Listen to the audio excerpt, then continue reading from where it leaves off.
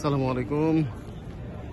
বিশ্বনবী হযরত মুহাম্মদ সাল্লাল্লাহু আলাইহি সাল্লাম মক্কা নগরীতে যে বাসায় বসবাস করতেন, এই হলুদ রঙের বিল্ডিংটি হচ্ছে সেই বাড়ি। তখন অবশ্য তো আর এরকম ছিল না, তখন মাটির বাসা ছিল। বর্তমানে এই বাড়িটিকে একটা লাইব্রেরি করা হয়েছে। আল্লাহর অশেষ রহমত, আমরা এই বাড়িটি দেখতে পাচ্ছি।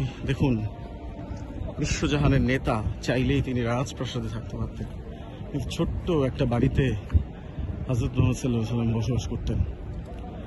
এটাই এক্সাম্পল। যাক, আল্লাহর দরবারে লাখো কোটি শুকরিয়া যে আমরা এরকম একটা বাড়ি নিজের চোখে দেখতে পারলাম।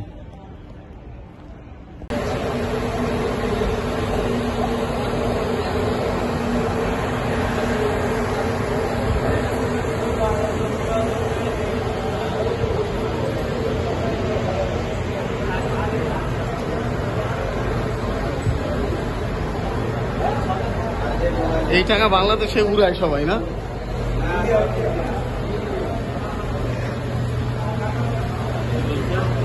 সে বোঝে না ইন্ডিয়ান।